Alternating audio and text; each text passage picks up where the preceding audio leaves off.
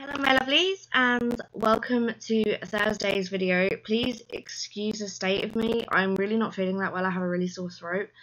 But yeah, so today's video is going to be a book review, which is something that I've kind of sort of done before, but not really. And I've just finished reading this, and it's from one of my favourite authors, Garth Nix, and it's the fourth book in a series called Clariel. This is quite an old book, and I've never actually seen it. I managed to pick it up the other day. It was really difficult for me to get hold of, so that, without going online, which I didn't really want to do. I did end up, however, getting it secondhand in a charity shop, which has made me really happy. So I now have sort of like the four in that little series. In this series, you have Sabriel, Lyriel, Abhorsen, Clariel, Golden Hand, Across the Wall, and another one. But the last three, while still connected, aren't in this sort of little quad of books. So I've just finished reading this. It's from the Old Kingdom trilogy, is what it's called. And in case you don't know, Garth Nix is a fantasy author for young adults. I started reading Garth Nix when my parents split up. I was given one of his first books in a series called The Days of the Week. It's a book called Mr. Monday. You've probably seen it all over the place, and a friend gave it to me to read, and it was a really good escape for me, and ever since then I have done my damnedest to find his books everywhere I can. I do now have all 7 Days of the Week's books, and I obviously have this set as well now. There are a few more that I do need to get of his. He does do some sci-fi as well, which is quite nice. He's got a book called Shade's Children, which is sci-fi, and there's again another one I can't remember the name of. But yeah, so I started reading this the other day. It is a book that does take you away from the world, which is really nice for me. That's why I love reading fantasy books, because they're so far removed from normal life that you can really sort of sink into it. They're very easy to read. I have found sometimes that some fantasy books are incredibly complicated. They're incredibly difficult to sort of get through. They're incredibly difficult to sort of understand. These, however, aren't like that. And this is just the same as the other ones. They are easy to read. That does not mean by any stretch that it's a bad book.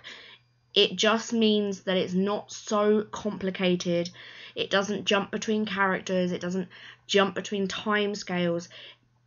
It's a lovely book to read. And sometimes you don't want to read something that means you're going to have to use brain power for. You want to read something you can just read and sort of escape. So this one is, if I give you a little bit of background, basically the Old Kingdom is a world behind a wall that is sort of governed by magic, and they have different types. You have free magic, which is, whilst not evil particularly, it's just very raw. And then you have charter magic, and charter magic was sort of controlled and managed, and some people, like most people, can access it. There are things called charter stones, which are a major part of this.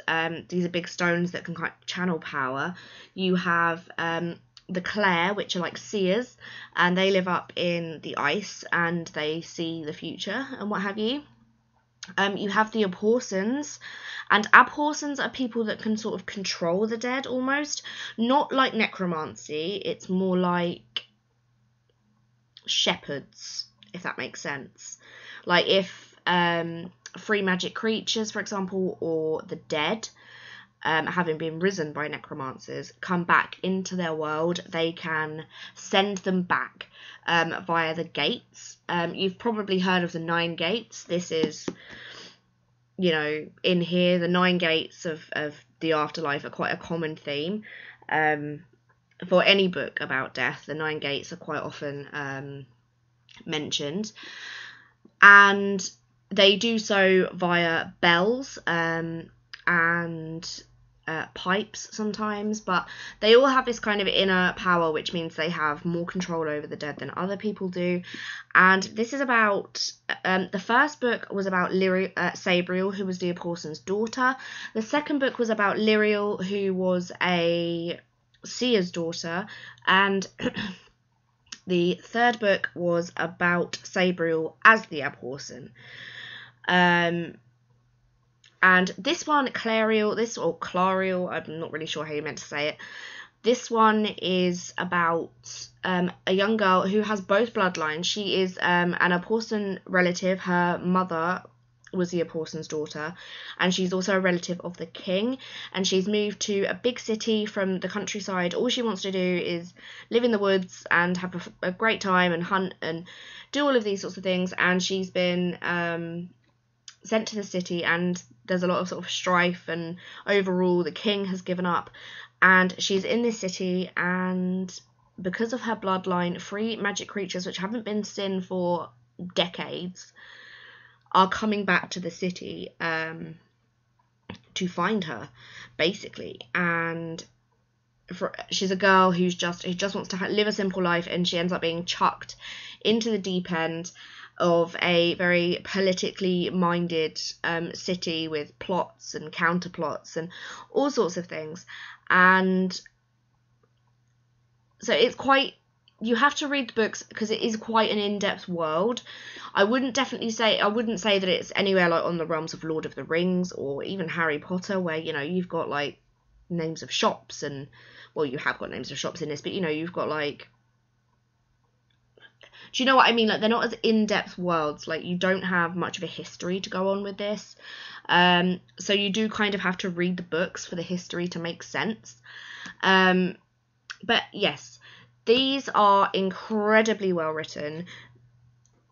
It does take you away. These are very, very well written. If you do like fantasy, I would definitely recommend Garth Nix. These are slightly older than sort of the Days of the Week books. These are sort of more aimed at young adults, you know, they're sort of aimed at sort of maybe 15, 16, that sort of age, which is sort of right, really. I mean, yeah. So another thing that I'd really like to mention is the covers of these books. These are really beautiful. I love this font. This font is life. I love it. It's so beautiful. And then underneath that, and this is on every book, you have this, which is a charter mark, and each book has a different one. And if you hit the book, there you go, if you hit the book right on light, you can see there are all these tiny embossed, like watermarked almost, charter marks on the back, and then you just have Garth Nix, and then you have an image along the bottom, which is Clariel, a dog and a dragon, and then on the back you have the bog standard blurb, and sort of up the top here it says, does the walker choose the path or the path choose the walker? And, you know, you've got the blurb, and then you've got what other people say about it. This is a very, very good book for fantasy lovers. I would definitely recommend it. Garth Nix's imagination is on a whole nother scale, and yes, that is his real name. He kind of has the perfect name to be a fantasy writer, doesn't he? It's like he went, right, these are my career options. Yes, and I would really recommend them. These are, like I say, because he's an Australian author, and as a general rule, fantasy books are either expensive or they're quite tricky to come by. And that may seem like a weird thing to say, but the fantasy genre for books is massive. But fantasy collectors or fantasy readers like myself, we don't get rid of our books. We keep them because a lot of them are so well written, we want to keep reading them, so we keep them. So you don't find them secondhand very often, and almost every charity shop will have a fantasy section, but it will always be 1 or 2 shelves, and that will be it. You know, it's a bit like classics. While there's so many classic books out there, there will only be 1 or 2 shelves of them because people just don't get rid of them. But I digress. I would definitely recommend these. I think it's a fantastic, fantastic book. It's so easy to read. I will be adding it to my collection and rereading it like I've done the others. And I'm so happy with this. I absolutely love it. I will leave links to where you can buy this and the other books in the series. I will also leave links to Garth Nix's website because it's quite interesting if you want to have a look. It's got obviously an entire bibliography and stuff about him, so it's quite fun to read.